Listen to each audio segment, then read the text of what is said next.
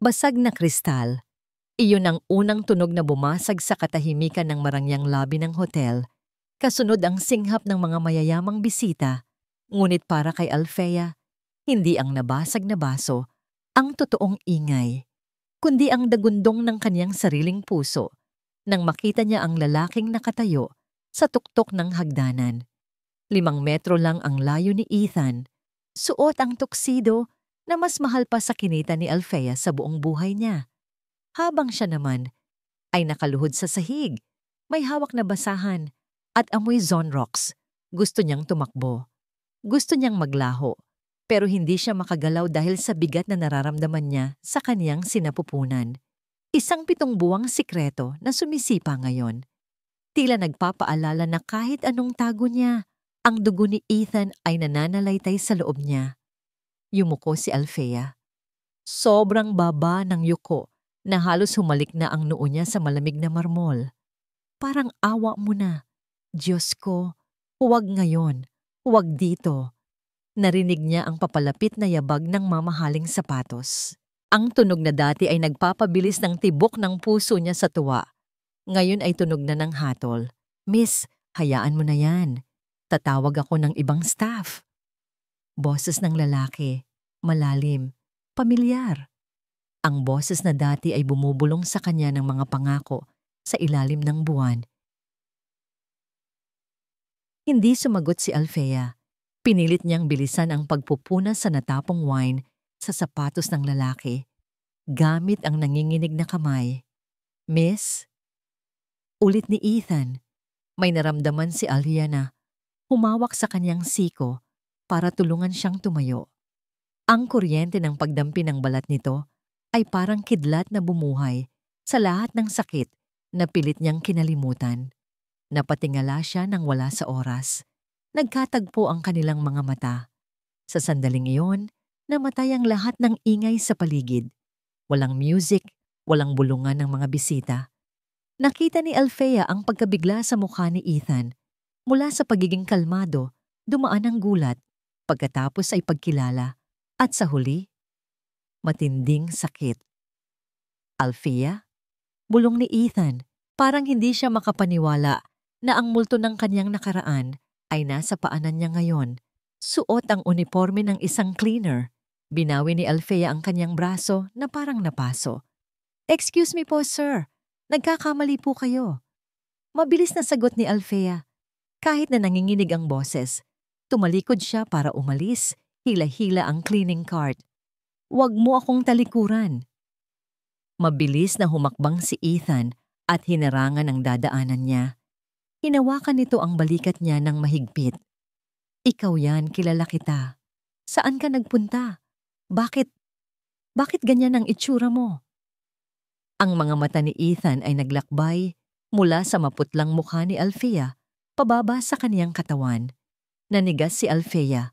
Ang suot niyang apron ay maluwag, pero kung titingnang mabuti, hindi na maitatago ang umbok ng kaniyang tiyan. Napansin ito ni Ethan. Nanlaki ang mga mata ng lalaki. Ang tingin nito ay napako sa tiyan ni Alfea. Buntis ka? Halos hindi makalabas ang boses sa lalamunan ni Ethan. Sino? Kanino?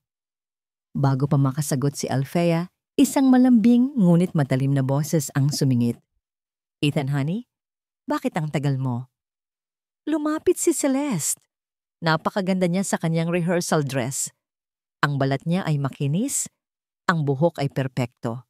Ang kabaligtaran ng haggard at pawisang si Alfea.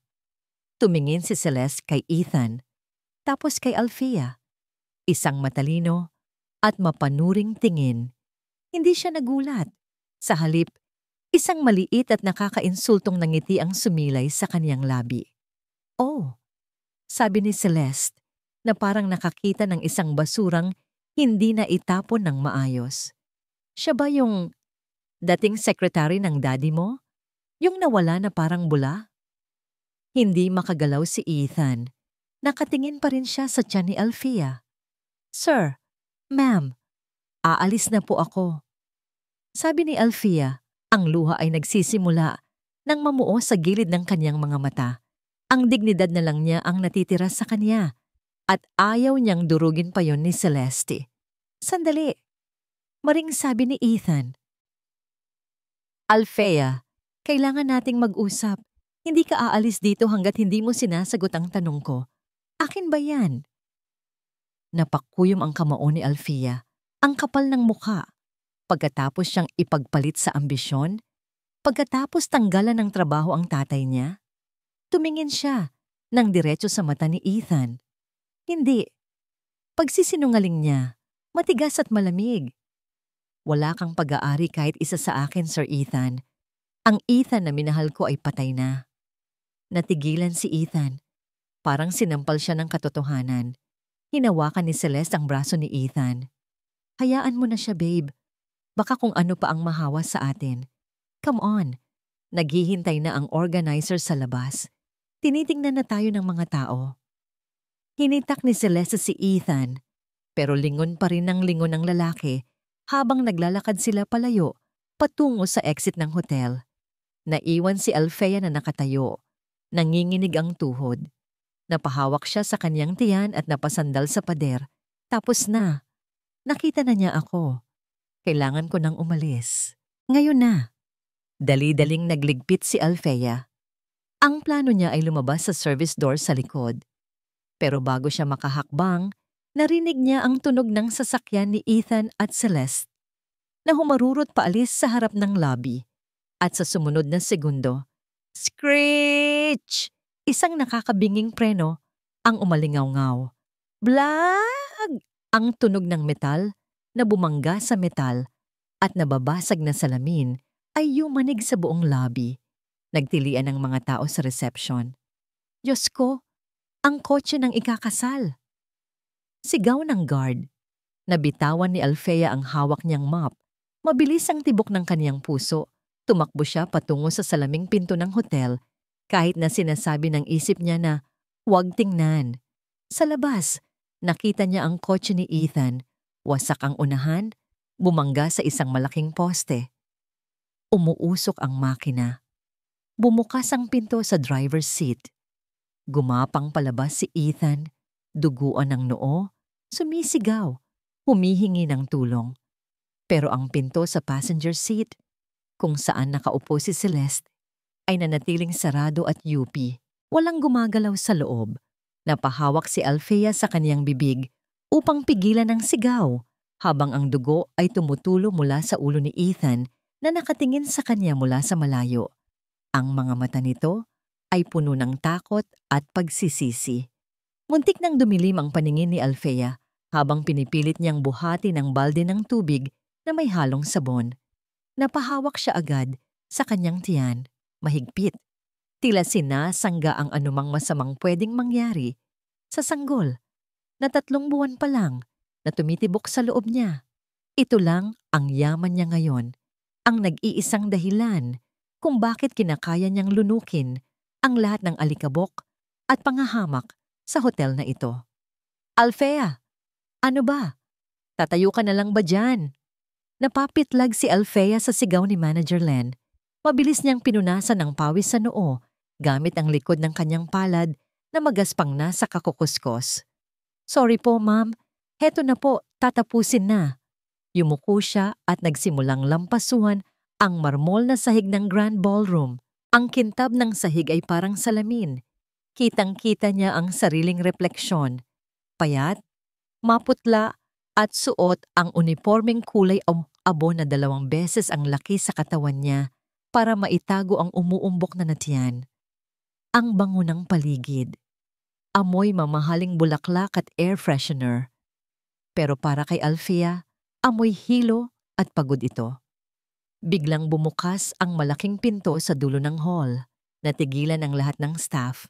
Maging si Manager Len ay mabilis na inayos ang sarili at yumuko bilang paggalang. Pumasok ang isang lalaki at isang babae para kay Alfea. Parang huminto ang oras. Ang tunog ng bawat hakbang ng lalaki ay parang pako na ibinabaon sa dibdib niya. Kilalang-kilala niya ang tunog na yon. Kilalang-kilala niya ang tindig na yon. Si Ethan. Mas gwapo ito ngayon kaysa huli silang magkita 3 buwan na ang nakakaraan. Suot nito ang isang navy blue suit na halatang sadya ang pagkakatahi para sa kanya. Ang buhok ay maayos na maayos. Ang mukha ay seryoso. Ang mukha ng isang taong sanay na nasusunod ang lahat ng gusto at nakakapit sa braso niya si Celeste. Maganda si Celeste. Sobrang ganda sa suot nitong puting dress na simple pero siguradong mas mahal pa sa buong taong sweldo ni Alfea. Tumatawa ito ng mahina habang may ibinubulong kay Ethan. Napaupo si Alfea sa sahig. Gusto niyang maglaho. Gusto niyang lamunin siya ng lupa ngayon din. Pinilit niyang iurong ang balde para magtago sa likod ng isang malaking vase. Pero sa sobrang kaba, nanginginig ang mga kamay niya. Kalabog. Tumama ang gilid ng balde sa paanan ng vase. Umalingaw-ngaw ang tunog sa buong ballroom. Napatingin sa gawin niya si Celeste. Napatingin si Ethan. Oops, sabi ni Celeste. Sabay turo sa sapatos niya. Honey, look, may tumalsik na tubig sa sapatos ko. Nanlaki ang mata ni Alfea. Nakita niya ang ilang patak ng maruming tubig sa mamahaling sapatos ni Celeste. Agad na tumakbo palapit si Manager Len. Halos itulak na si Alfea. Naku, Ma'am Celeste. Sir Ethan, pasensya na po. Tanga kasi itong janitress namin. Alfea, ano bang ginagawa mo? Linisin mo yan. Ngayon na. Pakiramdam ni Alfea ay binuhusan siya ng malamig na tubig. Nanginginig ang buong katawan niya habang dahan-dahan siyang lumalapit. Hindi siya makatingin ng diretso. Nanginginig ang mga tuhod ni Alfea habang dahan-dahan siyang lumuluhod sa harapan ni Celeste. Pakiramdam niya ay isa siyang basahan na pwedeng apakan anumang oras. Kinuha niya ang maliit na trapo mula sa kanyang bulsa. Nanginginig ang kanyang mga kamay habang inaabot ang mamahaling sapatos. Bilisan mo naman! Iritadong utos ni Manager Len sa likuran niya. Nakakaya kay Sir Ethan. Yumuko ng husto si Alfea. Halos dumikit na ang ilong niya sa sahig para lang maitago ang kanyang mukha. Ayaw niyang makita siya ni Ethan. Hindi sa ganitong kalagayan. Hindi habang suot niya ang Amazon Rocks na uniforme at siya'y mukhang losyang nakatulong. Dahan-dahan niyang pinunasan ang dulo ng sapatos ni Celeste. It's okay, Hon. Maliit na bagay lang naman.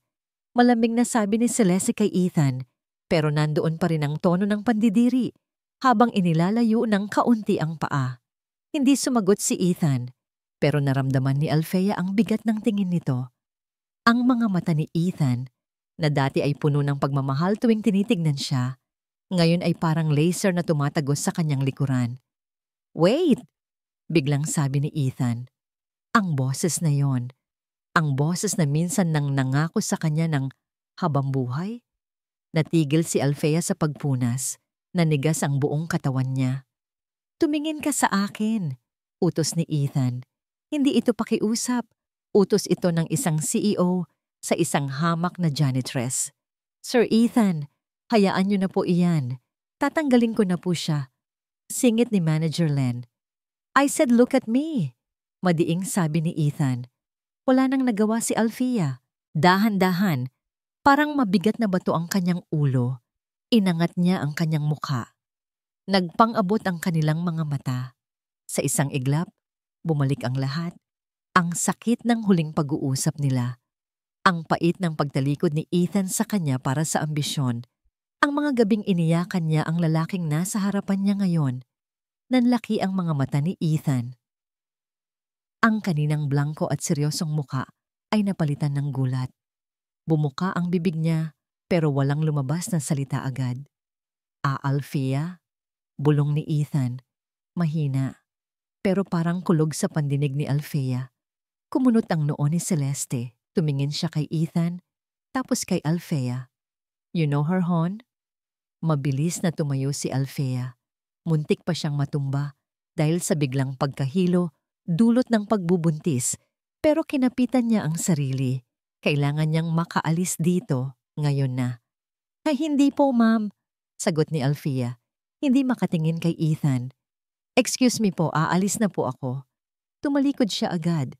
Halos tumakbo siya palayo. Bit-bit ang balde at mop. Hindi alintana ang tubig na tumatapon sa sahig. Alfea! Wait! Sigaw ni Ethan. Sa pagmamadali ni Alfea, sumabit ang bulsa ng kanyang maluwag na uniforme sa hawakan ng pinto. Napunit ang bulsa. Kasabay ng pagbukas ng pinto ay may nalaglag mula sa suot niya. Isang maliit at itimputing litrato. Lumapag ito sa makintab na sahig, nakataob. Pero mabilis itong nadampot ng hangin mula sa aircon at tumigil malapit sa paanan ni Ethan.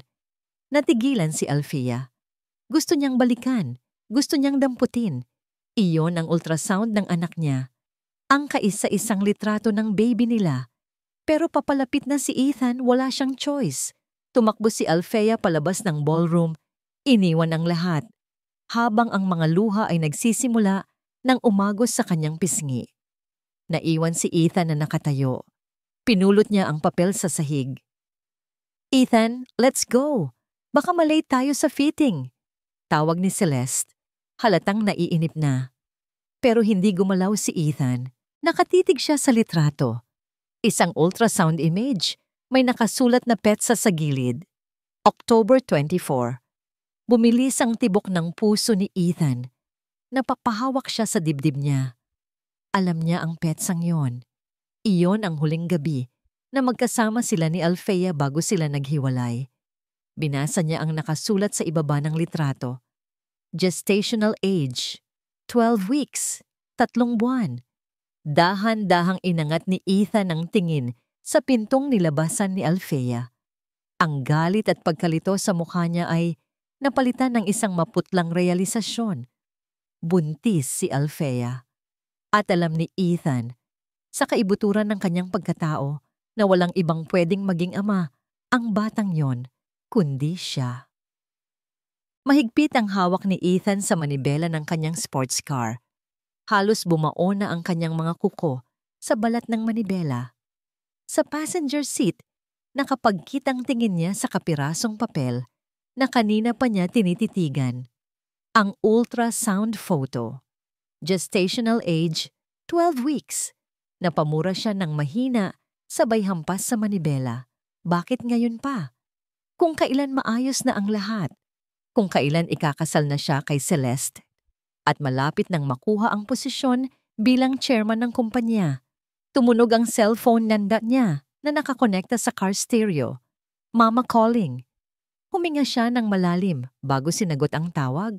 Ethan! Bungad agad ni Doña Stella. Ang boses nito ay malamig. Walang bahid ng emosyon. Nakausap ko na ang HR. Nakuha ko na ang address ng babaeng yon. I-text ko sa'yo. Ma, ako na ang bahala dito. Sagot ni Ethan. Pilit na pinapakalma ang sarili. Siguraduhin mo lang. Mabilis na sagot ng ina. Alam mo ang nakataya dito. Ang merger ng pamilya natin at pamilya ni Celeste ang sasagip sa kumpanya. Kapag nalaman ni Celeste na may anak ka sa labas, sa isang janitress pa, tapos tayong lahat. Alam ko, ma. Bayaran mo siya, Ethan. Lahat ng mahihirap may presyo. Bigyan mo ng sapat para lumayo at wag nang magpakita kailanman. Huwag kang magpapaloko sa drama niya. Pinatay na ng ina ang tawag. Napailing si Ethan. Tama ang mama niya. Pera lang ang katapat nito. Siguro kaya nagpakita si Alfea sa hotel ay para guluhin siya, para perahan siya. Inapakan niya ang silinyador at pinaharurot ang sasakyan patungo sa address na nasa text. Hindi bagay ang makintab at mamahaling sasakyan ni Ethan sa makipot at maputik na eskinita ng Barangay San Roque. Pinagtitinginan siya ng mga tambay sa kanto. May mga batang humahabol sa sasakyan niya. Kinailangan niyang iparada ang kotse sa labas ng looban dahil hindi nakasya ang sasakyan sa sikip ng daan. Pagbaba niya, agad siyang sinalubong ng amoy ng estero at pritong isda. Napangiwi si Ethan at tinakpan ng panyo ang ilong niya. Dito nakatira si Alfea. Naglakad siya sa ibabaw ng mga tapakan na gawa sa retasong kahoy para hindi madumihan ang sapatos niyang nagkakahalaga ng libo-libo. Sa dulo ng eskinita nakita niya ang isang barong-barong na gawa sa pinagtagpi-tagping yero at plywood. Ito ang number na nasa text. Kumatok siya ng malakas. Ang tunog ng katok niya ay parang babasagin ang manipis na pinto. Ilang sandali pa, bumukas ito. Si Alfea. Naka-t-shirt lang ito na luma at shorts. Halatang kagagaling lang sa iyak dahil namamaga pa ang mga mata. Nang makita niya si Ethan, nanlaki ang mga mata niya at akmang isasara agad ang pinto.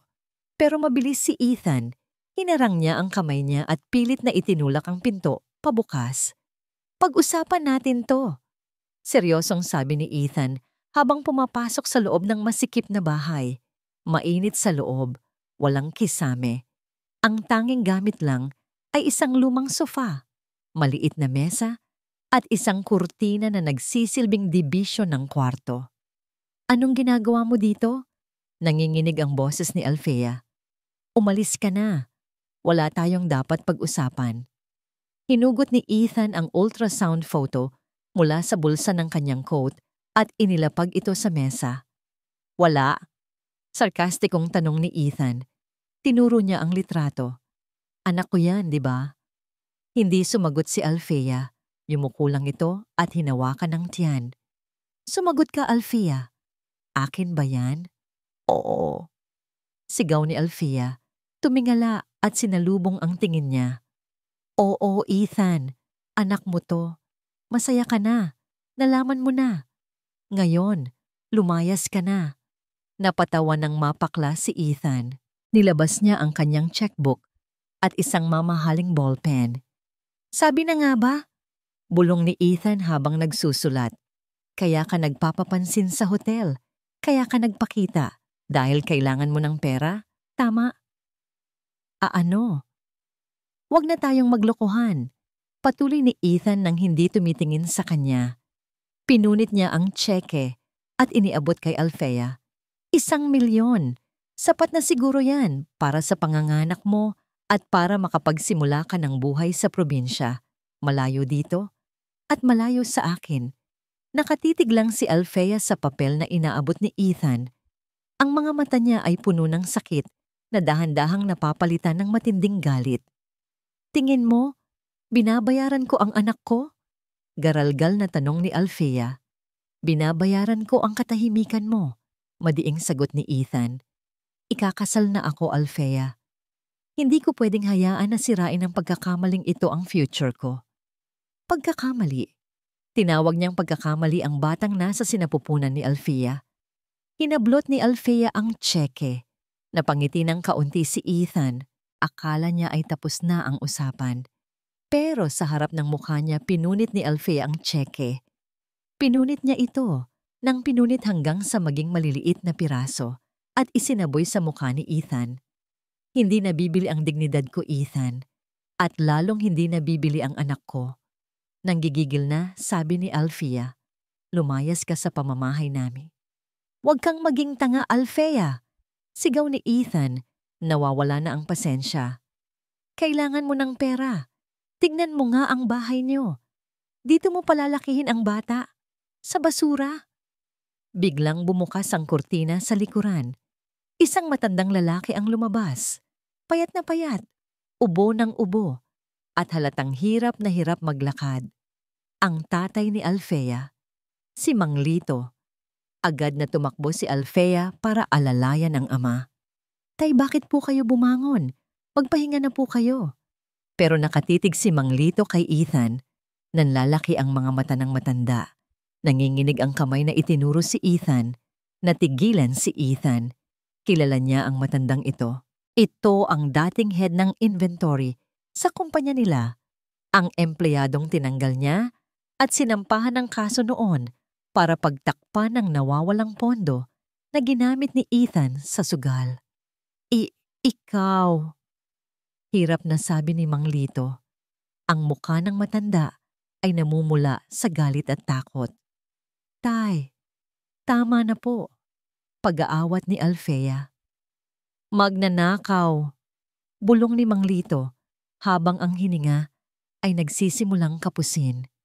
Ikaw ang sumira sa buhay namin. Humakbang paatras si Ethan. Bigla siyang nakaramdam ng takot. Hindi dahil sa matanda, kundi dahil sa katotohanang biglang sumampal sa kanya. Magnanakaw. Sigaw ni Mang Lito bago ito biglang napahawak sa dibdib. Nanlaki ang mga mata ng matanda at sa isang iglap, bumagsak ito sa sahig. Tay!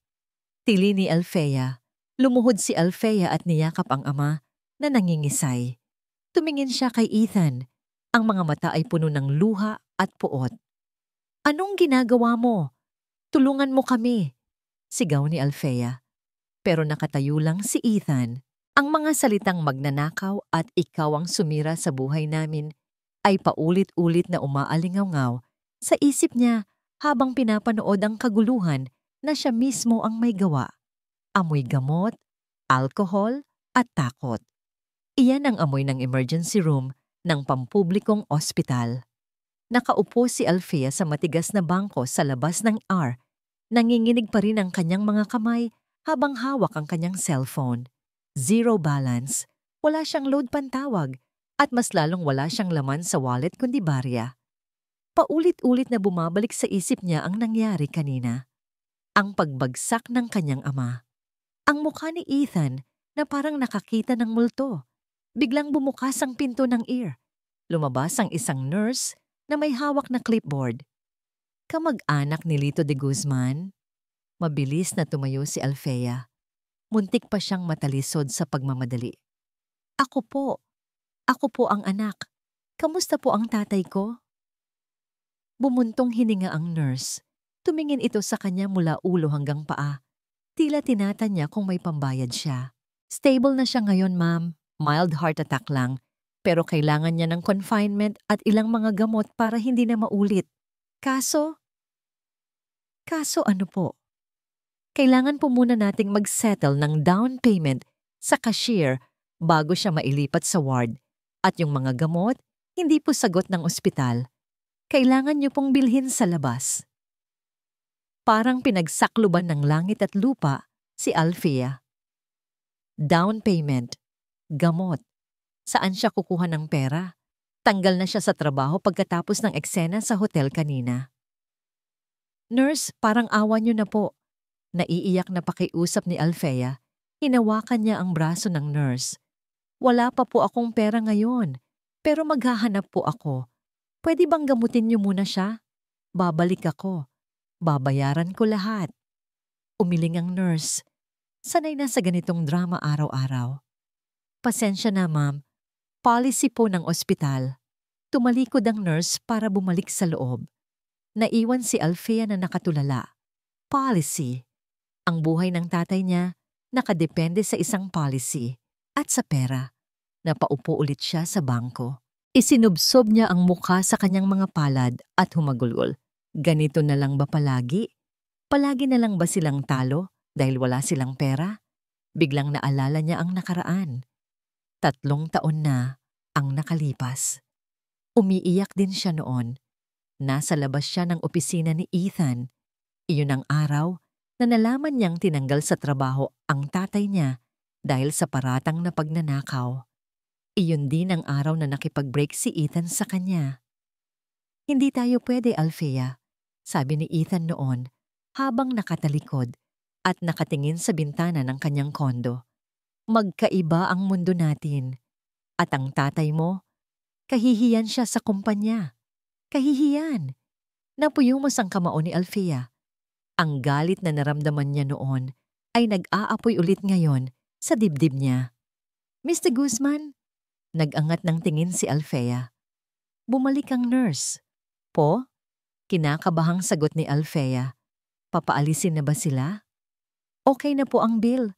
Pwede na pong ilipat si tatay sa private room. Nabili na rin po ang mga gamot. Natigilan si Alfea. Ho? Sinong nagbayad? Wala naman po akong tinawagan. Ngumiti ang nurse. Tila kinikilig. Yung lalaking naghatid sa inyo kanina. Yung gwapo na naka-coat. Grabe, ma'am. Binayaran niya ng cash lahat. Pati deposit para sa 1 week na stay. Settled na. Ethan. Sa halip na gumaan ang loob ni Alfea, parang lalo itong bumigat. Pakiramdam niya ay sinampal siya ng pera sa mukha. Binayaran ni Ethan ang buhay ng tatay niya. Ang parehong tatay na sinira nito ang buhay noon. Ano ito? Pambayad konsensya? O bayad para sa katahimikan niya tungkol sa bata? Tumayo si Alfea. Ramdam niya ang init sa kanyang mukha. Hindi. Hindi niya tatanggapin ito. Hindi siya magiging utang na loob sa lalaking yon. Nasaan siya? Tanong ni Alfea. Umalis na po, ma'am. Pero parang papunta siya sa opisina niya. May binanggit sa kausap sa telepono. Makalipas ang 1 oras, hingal na hingal si Alfea nang makarating siya sa lobby ng Montenegro Prime Holdings. Suot pa rin niya ang kanyang t-shirt at shorts at ang tsinelas niyang pudpod. Pinagtitinginan siya ng mga empleyadong naka-corporate attire. Ang ganda ng building, marmol ang sahig, malamig ang aircon. Ibang-iba sa init at baho ng lugar nila. Nakita niya si Ethan malapit sa elevator. Kausap nito ang sekretary nito. Malinis na ulit ang itsura ni Ethan. Parang walang nangyaring gulo kanina sa eskinita. Ethan! Sigaw ni Alfea. Umalingaw-ngaw ang boses niya sa buong lobby. Napahinto ang lahat. Napalingon ang mga guard. Lumingon si Ethan. Nanlaki ang mata niya nang makita si Alfea na palapit sa kanya. Galit na galit. Alfea? Anong ginagawa mo dito? Bulong ni Ethan nang makalapit siya. Pilit na pinipigil ang eskandalo. Umuwi ka na. Nagpapahinga na ang tatay mo. Huwag mo akong utusan. Sigaw ni Alfea. Dinukot niya sa bulsa ang resibo ng ospital na ibinigay sa kanya ng nurse, kasama ang ilang libong piso na natira mula sa deposit na iniwan ni Ethan sa nurse para daw sa pagkain nila. Ibinato niya ang mga papel at pera sa dibdib ni Ethan. Nagkalat ang pera sa makintab na sahig ng lobby. Ano to? Gulat na tanong ni Ethan. Hindi ko kailangan ng pera mo. Nanginginig na sabi ni Alfea. Tumutulo ang luha sa galit. Tingin mo mabibili mo ang lahat? Tingin mo, dahil binayaran mo ang ospital, mapapatawad na kita sa ginawa mo sa tatay ko? Sa ginawa mo sa akin? Alfea, please. Nasa lobby tayo. Mariing bulong ni Ethan. Hinawakan siya sa braso para pigilan. Winaglit ni Alfea ang kamay niya. Huwag mo akong hawakan. Madumi ako, di ba? Janitress lang ako. Anak lang ako ng magnanakaw sa paningin niyo. Binibigyan na nga kita ng tulong. Asik ni Ethan. Tumataas na rin ang boses. Mamatay ang tatay mo kung hindi ako nagbayad. Isipin mo naman ang kapakanan niya at ang kapakanan ng tumigil si Ethan. Tumingin siya sa paligid. Ang ano? Hamon ni Alfea. Hinawakan niya ang kanyang tiyan. Ang batang to? Natatakot kang malaman ng lahat na may anak ka sa katulong? Tumahimik ang buong labi. Kainin mo ang pera mo, Ethan. Bulong ni Alfea, pero rinig na rinig sa katahimikan ng paligid. Bubuhayin ko ang anak ko nang wala ka. Kahit mamatay ako sa gutom, hinding-hindi ko ipapamukha sa kanya na galing siya sa isang duwag na katulad mo. Tumalikod si Alfea para umalis. Sa pagtalikod niya, nakita niya ang isang babaeng nakatayo sa likod ng malaking haligi malapit sa entrance. Si Celeste. Nakatayo doon ang fiancé ni Ethan, maputla. Nanginginig ang mga labi. Hawak nito ang isang paper bag na parang dadalaw sana sa opisina ni Ethan para mag-surprise. Nagkatinginan si Alfea at Celeste. Nakita ni Alfea ang gulat at sakit sa mga mata ni Celeste. Narinig nito ang lahat. Celeste. Mahinang tawag ni Ethan mula sa likuran ni Alfea. Nabitawan ni Celeste ang paper bag. Anak? Garalgal na tanong ni Celeste. Ang tingin ay palipat-lipat mula sa tiyan ni Alfea papunta sa mga mata ni Ethan. May anak kayo? Paulit-ulit na tumutunog ang cellphone omo ni Ethan, pero walang sumasagot sa kabilang linya. Nasa loob siya ng isang exclusive tailoring shop. Nakatayo siya sa harap ng malaking salamin habang inaayos ng sastre ang laylayan ng kanyang wedding suit. Kulay cream ito, ang kulay na gusto ni Celeste. Pero ang isip ni Ethan ay wala sa kasal. Nasa lobby ng opisina niya. Nasa mukha ni Celeste noong tumakbo ito palayo matapos marinig ang sigaw ni Alfea. Sir, pakiunat po ng braso. Utos ng sastre. Sandali lang. Asik ni Ethan. Hinawin niya ang kamay ng sastre at muling tinawagan si Celeste. Subscriber cannot be reached. Napamura siya. Sir, kailangan po nating matapos to. Next week na ang kasal. Mahinahong sabi ng sastre, bagaman halatang natatakot ito sa kanya. Kasal. Matutuloy pa ba ang kasal? Alam na ni Celeste ang tungkol sa bata. Alam na niyang may anak si Ethan sa iba. Sa isang janitress, biglang tumunog ulit ang cellphone ni Ethan. Hindi si Celeste. Isang unknown number. Kinabahan siya bigla. Mabilis niyang sinagot ito. Celeste? Mr. Ethan Montenegro? Boses ng isang lalaki, seryoso at nagmamadali. Ito po ba ang fiancé ni Miss Celeste Aragon? Ako nga. Sino to? Tumatawag po kami mula sa St. Luke's Medical Center. Isinugod po dito si Miss Aragon.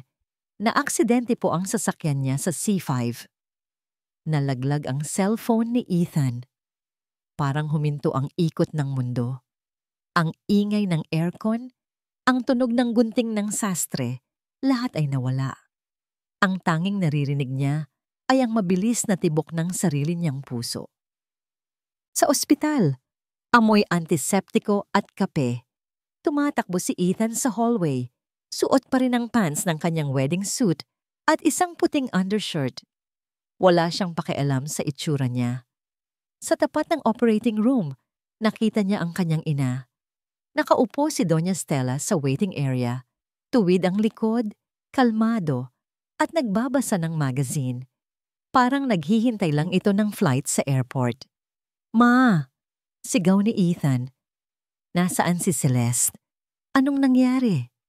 Ibinalaba ni Doña Stella ang magazine. Tumingin siya kay Ethan ng may halong dismaya. Ayusin mo nga ang sarili mo, Ethan. Para kang basahan. Ma, nag-aagaw buhay ang mapapangasawa ko. Buhay siya. Malamig na sagot ni Stella. Masyado kasing emosyonal yang babaeng yan. Nagmamaneho ng umiiyak. Ayan ang napala. Gustong suntukin ni Ethan ang pader. Alam niyang siya ang dahilan kung bakit umiiyak si Celeste habang nagmamaneho. Siya ang may kasalanan. Bumukas ang pinto ng OR. Lumabas ang doktor. Puro dugo ang surgical gown.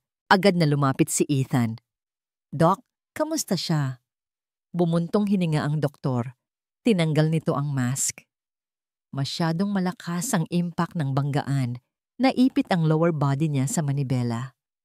Pero okay siya. Makakalakad siya. Tanong ni Ethan. Magiging okay siya physically, Mr. Montenegro. Wala namang major injury sa utak o sa spine. Pero, tumigil ang doktor. Tumingin ito kay Doña Stella tapos kay Ethan. Nagkaroon ng severe rupture sa uterus niya. Sobrang dami ng nawalang dugo. Kinailangan naming tanggalin ang mattress niya para iligtas ang buhay niya. Natigilan si Ethan. Parang binuhusan siya ng semento. Tinanggalan ng mattress. So, nagsalita si Doña Stella. Tumayo ito at lumapit sa doktor. Ang boses niya ay businesslike. Parang nagtatanong lang tungkol sa stocks. Ibig sabihin, hindi na siya pwedeng magkaanak? I'm sorry, ma'am. Hindi na po. Napapikit si Ethan. Napailing si Doña Stella. Sayang. Maganda pa naman ang genes ng mga Aragon. Paano na ang merging ng mga kumpanya kung walang tagapagmanan? Ma! Sigaw ni Ethan. Tao ang pinag-uusapan natin dito. Asawa ko. Fiancé pa lang, Ethan. Pagtatama ni Stella. Tinalikuran niya ang doktor. Pag-isipan mong mabuti niyan. Kailangan natin ng tagapagmana. Isang baog na asawa? Walang silbi niyan sa imperyo natin. Naglakad palayo si Doña Stella. Iniwan si Ethan na nakatayo sa gitna ng hallway.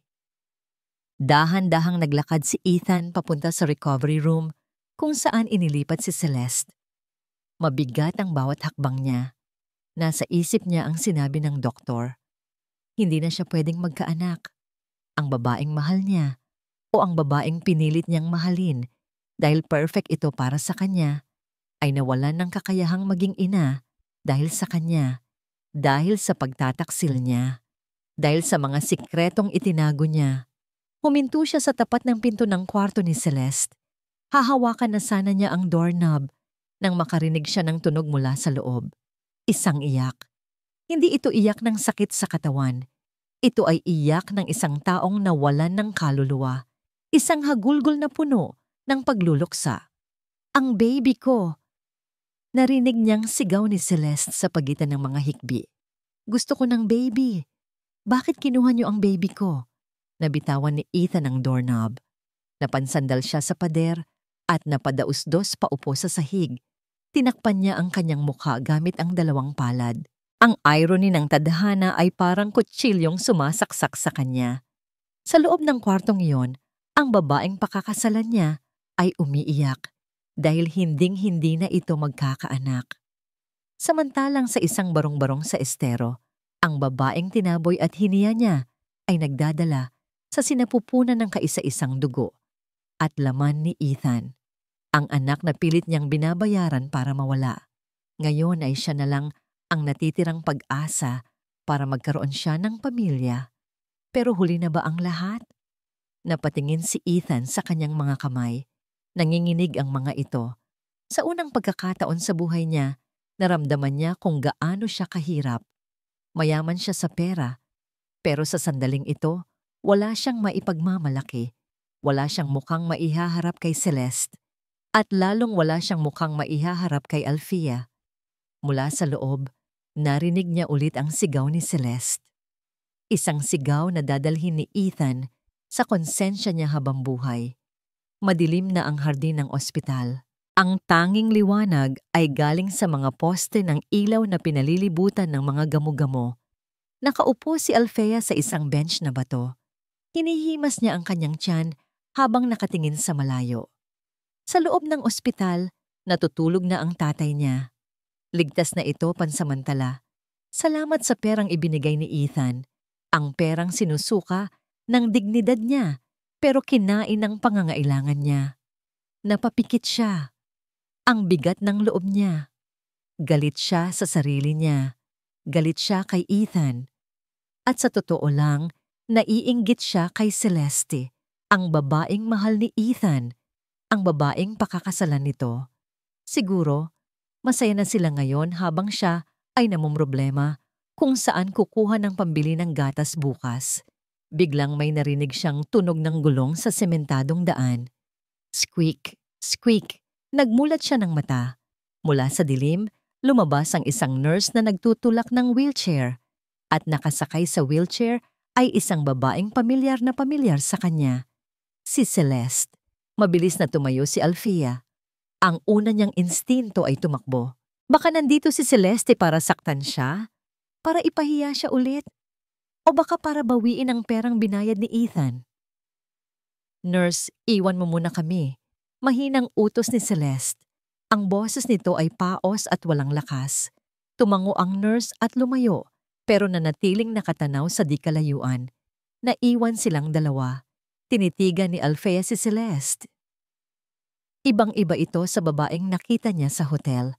Wala na ang ayos ng buhok. Walang make-up. Maputla ang mukha nito. Halos kasing kulay ng puting gown ng ospital. At may benda ang ulo nito. Anong kailangan niyo sa akin, ma'am? Nauutal na tanong ni Alfea. Kung tungkol ito sa pera, ibabalik ko. Ibabalik ko lahat. Huwag niyo lang ipatanggal ang tatay ko sa ospital. Umiling ng dahan-dahan si Celeste. Hindi ako nandito para maningil. Mahinang sabi nito. Tumingin siya sa tiyan ni Alfea. Ilang buwan?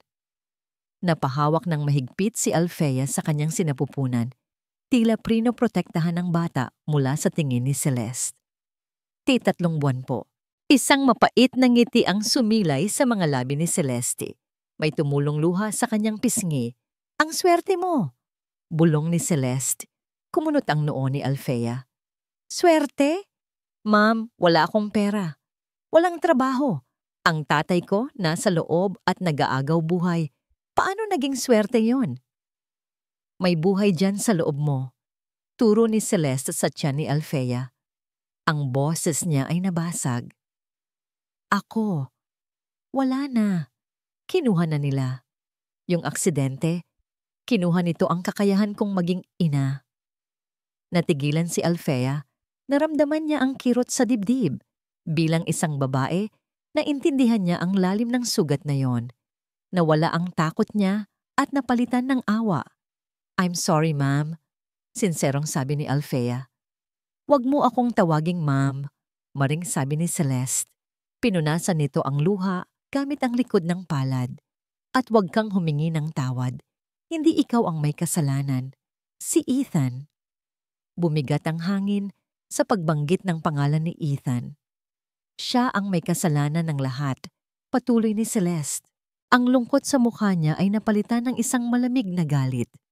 Noong nalaman ko ang tungkol sa inyo, pinaimbestigahan ko siya.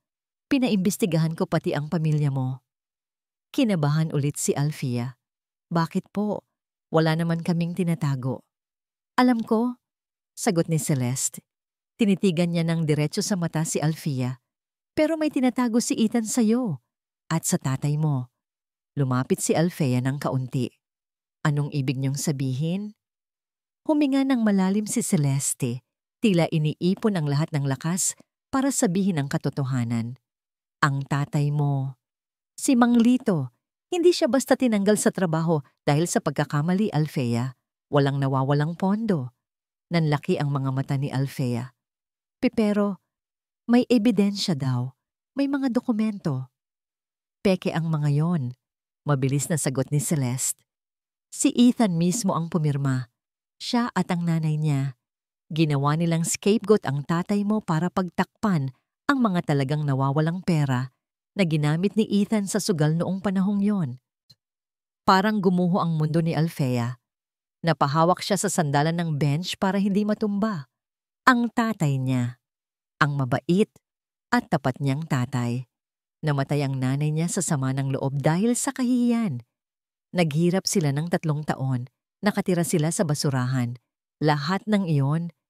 Dahil kay Ethan? Dahil sa lalaking minahal niya? Hindi. Bulong ni Alfea. Tumutulo na ang luha. Hindi niya magagawa yon. Magagawa niya, sabi ni Celeste. Inabot nito ang kamay ni Alfea. Malamig ang palad ni Celeste. Ginawa niya sa tatay mo. Ginawa niya sa iyo. At ginawa niya sa akin. Hinawakan ni Celeste nang mahigpit ang kamay ni Alfea. Kaya wag mong isipin na nanalo ka dahil buntis ka o natalo ako dahil baog ako. Pareho lang tayong biktima dito, Alfea. Umiling si Alfea, hindi matanggap ang narinig. Bakit niyo sinasabi sa akin to? Dahil ayokong matali ka sa kanya nang hindi mo alam ang totoo, sagot ni Celeste. Bukas, aalis ako papuntang Amerika. Hindi matutuloy ang kasal. Pero ikaw ang may dinadalang responsibilidad habang buhay. Binitawan ni Celeste ang kamay niya at pinaandar ang wheelchair pabalik. Nasa sayo na kung tatanggapin mo pa rin siya. Pahabol ni Celeste nang hindi lumilingon. Pero tandaan mo, ang taong kayang sirain ang buhay ng ama mo para lang sa sarili niyang kapakanan, hindi kailanman magiging mabuting ama sa anak mo. Naiwan si Alfea sa gitna ng dilim. Ang mga luha niya ay patuloy sa pag-agos, pero hindi na ito luha ng awa o lungkot. Ito ay luha ng puot. Tumingin siya sa bintana ng kwarto ng tatay niya sa itaas. Babayaran niya to, tay. Bulong ni Alfea sa hangin. Isinusumpa ko. Babayaran niya ang bawat luhang pumatak sa atin. Masakit sa mata ang kislap ng mga kamera. Sunod-sunod ang flash. Kaliwat kanan ang pagbati. Nakapaskilang pilit ng ngiti sa labi ni Ethan habang nakatayo sa gitna ng stage ng Grand Ballroom.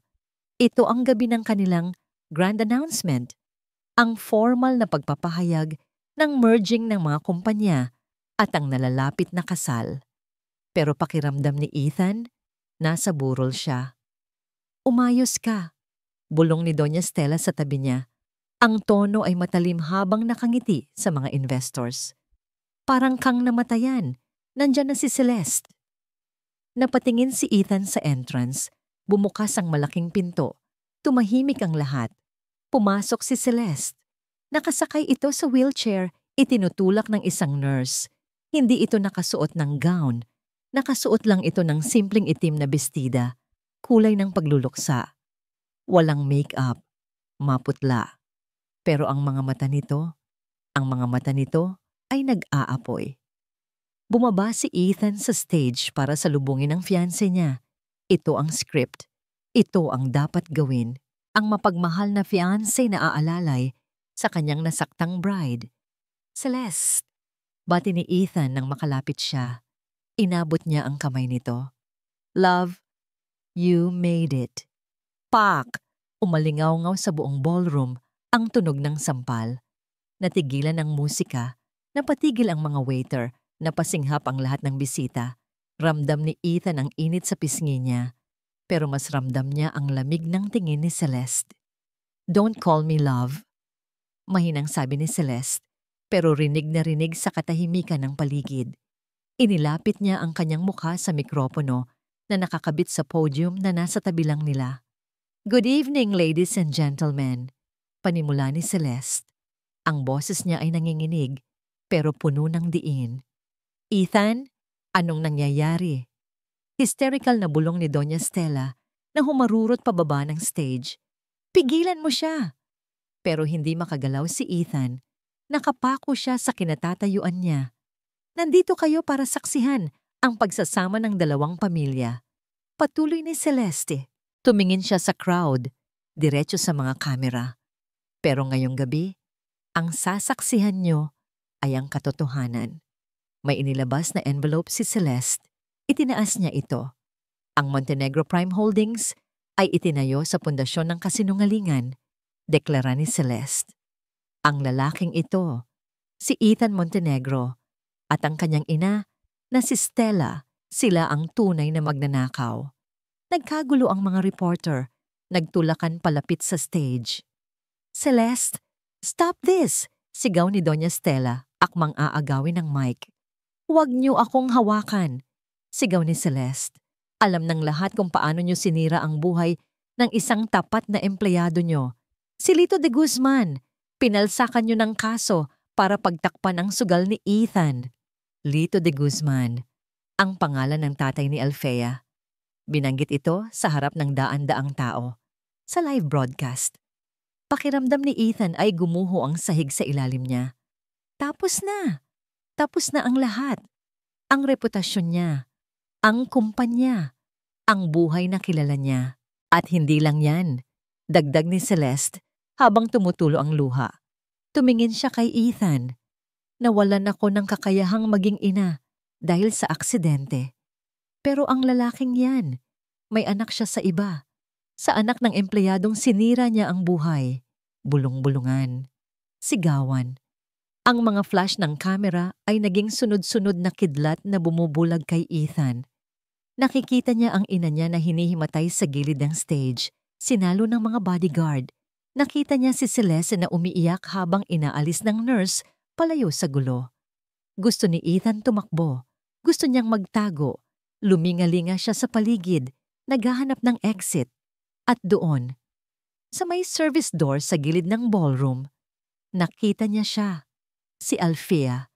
Nakasuot pa rin ang uniforme ng janitress. Nakatayo doon, hawak ang mop, nanonood. Narinig ni Alfea ang lahat, ang pag-amin ni Celeste, ang pagkakabunyag sa kasalanan ni Ethan sa tatay niya. Nagkatinginan silang dalawa sa gitna ng kaguluhan. Umaasa si Ethan na makakakita siya ng awa o kahit konting pag-aalala. Pero wala. Ang nakita niya sa mga mata ni Alfea ay pagtatapos. Walang galit, walang sigaw. Tumingin lang ito sa kanya na parang isang estranghero. Isang taong hindi na nito kilala. Dahan-dahang tumalikod si Alfea. Binuksan ang pinto palabas. Alfea! Sigaw ni Ethan. Humakbang siya pababa ng stage para habulin ito. Mr. Montenegro! Mr. Montenegro! Totoo po ba ang aligasyon? Hinarang siya ng mga reporter. Pinalibutan siya ng mga mikropono at kamera. Padaanin niyo ako! Sigaw ni Ethan. Tinutulak ang mga tao.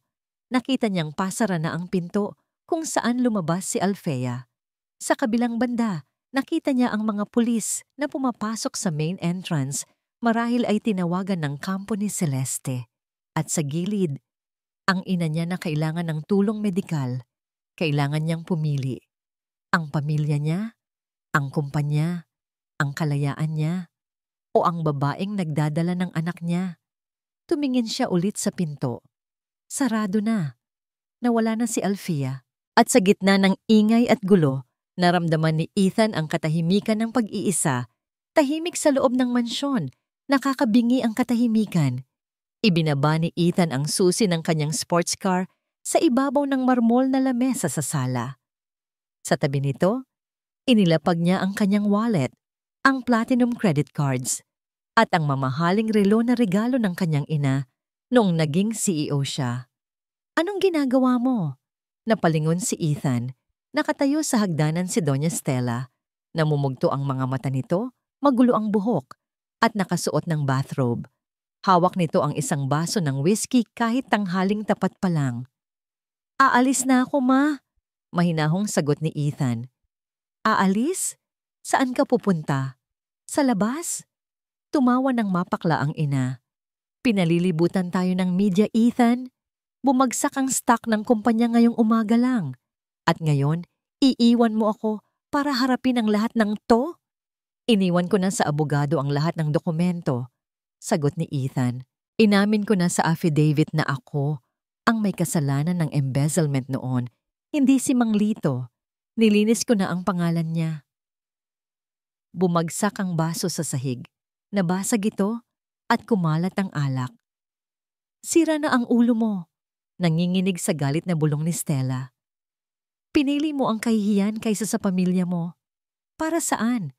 Para sa janitress na yon? Tinitigan ni Ethan ang ina.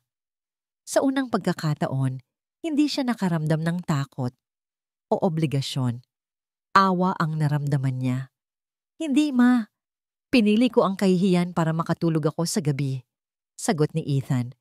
Sa'yo na ang bahay. Sa'yo na ang pera. Sa'yo na ang lahat ng pinaglaban mo. Tumalikod si Ethan at naglakad palabas ng pinto. Hindi siya sumakay sa kotse. Naglakad siya palabas ng subdivision gate, nilampasan ng mga guard na gulat na nakatingin sa kanya. Suot lang niya ay t-shirt at maong. Ang sapatos niya ay sneakers na luma. Wala siyang dalang payong kahit na kumukulimlim ang langit. Bumuhos ang ulan nang makarating siya sa San Roque. Hindi ito ambon lang.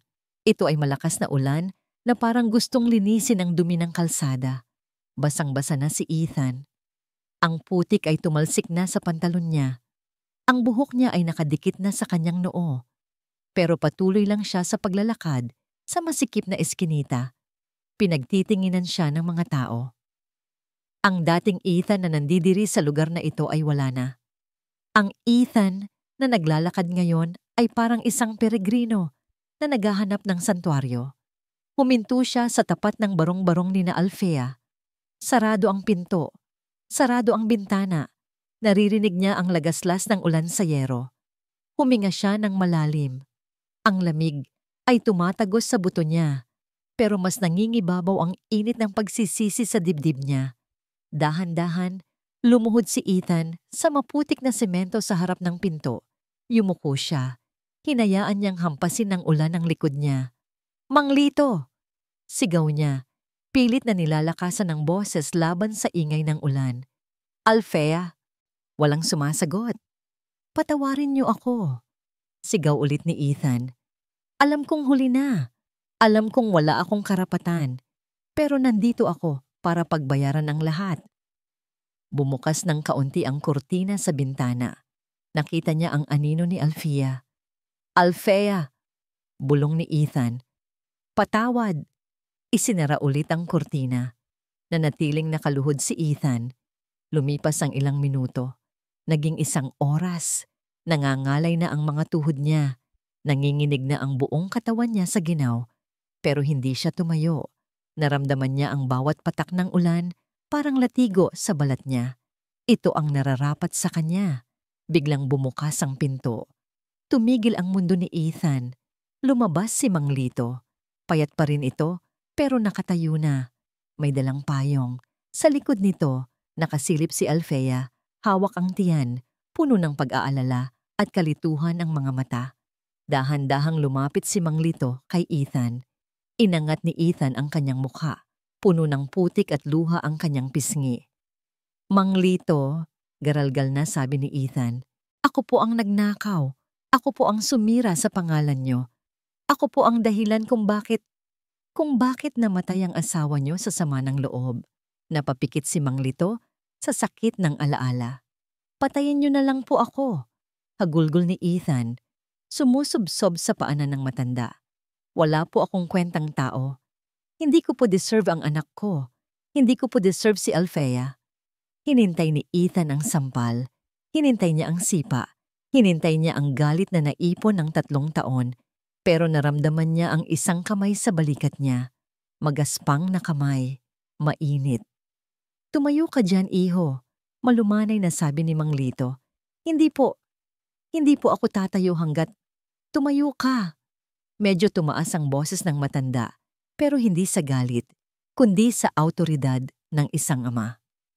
Walang naidudulot na mabuti ang pagluhod sa putik. Magkakasakit ka lang. Inalalayan siya ni Mang Lito na tumayo. Pinayungan siya nito. Tinitigan siya ng matanda sa mata. Nakita ni Ethan ang pagod sa mga mata nito, pero wala na ang puot. Napanood ko sa TV ang ginawa mo, sabi ni Mang Lito. Inamin mo ang lahat. Sinira mo ang sarili mo para linisin ako. Kulang pa po yon, sagot ni Ethan. Oo, kulang pa yon, sang-ayon ni Mang Lito. Hindi na maibabalik ng pag-amin mo ang asawa ko. Hindi na mabubura ang 3 taon na paghihirap namin. Yumuko si Ethan. Alam ko po.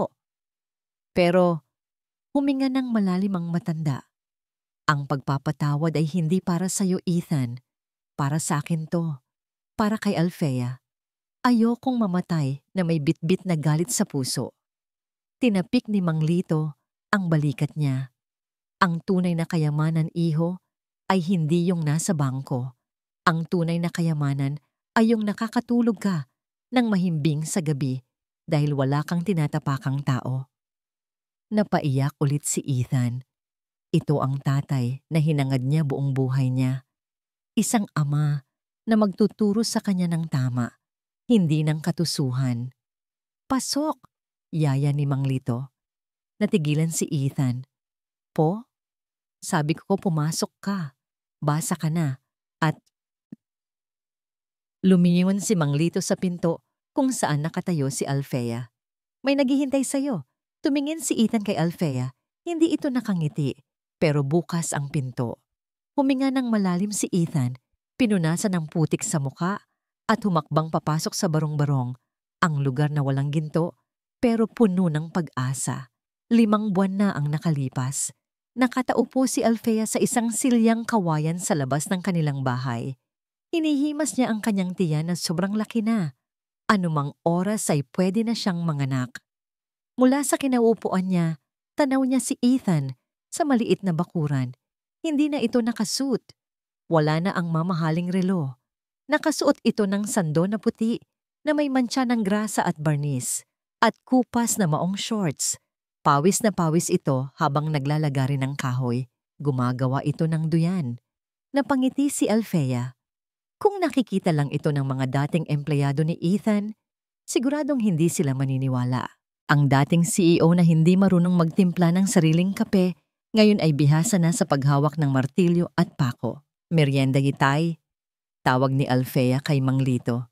Lumabas ang tatay niya, dala ang isang pitsel ng malamig na tubig at saging na saba. Masigla na ito malayo sa matandang halos mamatay sa ospital noon. Ethan, tama na yan. Kain muna. Tawag ni Mang Lito. Binaba ni Ethan ang lagare. Lumingon ito at ngumiti. Yung nangiting abot hanggang mata. Yung nangiting walang halong pagpapanggap. Lumapit si Ethan kay Alfea. Pinunasan ng pawis sa noo gamit ang braso niya. Konting kiss-kiss na lang, mahal. Matatapos na ang higaan ni baby. Masayang balita ni Ethan sabay halik sa noo ni Alfea. Amoy araw ito at amoy kahoy. Para kay Alfea, Ito ang pinakamabangong amoy sa mundo. Huwag mong pagurin ang sarili mo. Pwede naman tayong bumili ng second hand, sabi ni Alfia. Inaabot ang baso ng tubig. Ayoko. Iling ni Ethan sabay inom. Gusto ko, ang unang higaan ng anak natin. Gawa ng mga kamay ko. Ito lang ang maipapamana ko sa kanya ngayon. Sipag at pagmamahal. Biglang napahawak si Alfea sa tiyan niya. Nanigas ang buong katawan niya. Aray. Ungol ni Alfea. Nabitiwan ni Ethan ang baso. Bakit? Bakit? Anong masakit? Ethan. Napapikit si Alfea. Humigpit ang hawak sa braso ng asawa. Manganganak na ata ako. Nagkagulo sa maliit na bakuran. Tatay, ang tricycle. Tumawag kayo ng tricycle. Sigaw ni Ethan, habang maingat na inaalalayan si Alfea patayo. Ang dating kalmadong CEO, ngayon ay natataranta na parang bata. Hinga lang. Mahal. Hinga lang. Andito ako. Bulong ni Ethan, pero halatang nanginginig din ang boses niya. Sa loob ng delivery room ng pampublikong ospital, rinig na rinig ang sigaw ni Alfea. Mahigpit ang hawak niya sa kamay ni Ethan. Pakiramdam niya ay madudurog na ang mga buto sa kamay ng asawa niya sa sobrang higpit, pero hindi ito bumibitaw. Kaya mo yan, Alfea. Konti na lang. Bulong ni Ethan sa tenga niya. Pinupunasan ang pawis niya. Nakikita ni Alfea ang takot sa mga mata ni Ethan. Alam niyang natatakot ito, hindi dahil sa dugo, kundi dahil sa posibilidad na mawala sila. Isa pang ire, Mami. Sigaw ng doktor. Umiri si Alfea ng buong lakas. Ibunhos niya ang lahat ng sakit, lahat ng hirap na pinagdaanan nila ng nakalipas na mga buwan. At bigla, isang matinis na iyak ang umalingaw-ngaw sa kwarto. Napahinga ng malalim si Alfea, bagsak ang katawan sa pagod. Lalaki? Masayang anunsyo ng doktor. Dahan-dahang iminulat ni Alfea ang mga mata niya. Nakita niya si Ethan. Nakatulala ito sa sanggol na inaabot ng nurse. Ang lalaking sanay humawak ng milyones, nanginginig ang mga kamay habang tinatanggap ang maliit na bata na balot ng puting tela. Tumulo ang luha ni Ethan. Sunod-sunod. Walang tigil. Anak ko, garalgal na bulong ni Ethan. Hinalikan niya ang maliit na noo ng bata. Hello, ako ang papa mo. Pasensya ka na ha, wala akong dalang laruan. Pero mahal na mahal kita. Napaluha si Alfea habang pinapanood sila. Sa sandaling iyon, nakita niya ang pagbabago ng tadhana. Nawala man ang yaman ni Ethan, nabuo naman ang pagkatao nito. Kinagabihan. Tahimik na ang ward. Siksikan sa kwarto. Mainit dahil electric fan lang ang gamit. Pero para kay Alfea, parang nasa paraiso sila. Natutulog na ang baby sa tabi niya. Si Ethan ay nakaupo sa gilid ng kama. Nakatitig pa rin sa mag-ina niya. Tila ayaw pumikit. Hindi ka ba matutulog? Mahinang tanong ni Alfea. May pasok ka pa sa talyer bukas. Umiling si Ethan. Hinawakan niya ang kamay ni Alfea. Hindi ako makapaniwala, bulong niya. Dati, ang akala ko, nasa penthouse at boardroom ang kaligayahan, nasa sikat at palakpak. Tumingin si Ethan sa paligid ng masikip na ward. Pero dito, sa masikip at mainit na ospital na to, dito ko naramdaman ang pinakamasayang sandali ng buhay ko. Yumuko si Ethan at hinalikan ang likod ng palad ni Alfea. Sorry, Alfea, sabi niya. Medyo malungkot ang tono. Sorry kung ito lang ang naibigay ko sa'yo. Walang aircon, walang private nurse, walang mansyon. Minsan naiisip ko, nagsisisi ka ba? Tumingin siya ng diretso sa mga mata ni Alfea. Nagsisisi ka ba na pinili mo ang isang lalaking walang-wala? Na ang napangasawa mo ay isang dating milyonaryo na ngayon ay karpintero na lang? Ngumiti si Alfea. Hinaplos niya ang pisngi ni Ethan. Magaspang na ang balat nito. Pero ito ang pinakamalambot na haplos na naramdaman niya.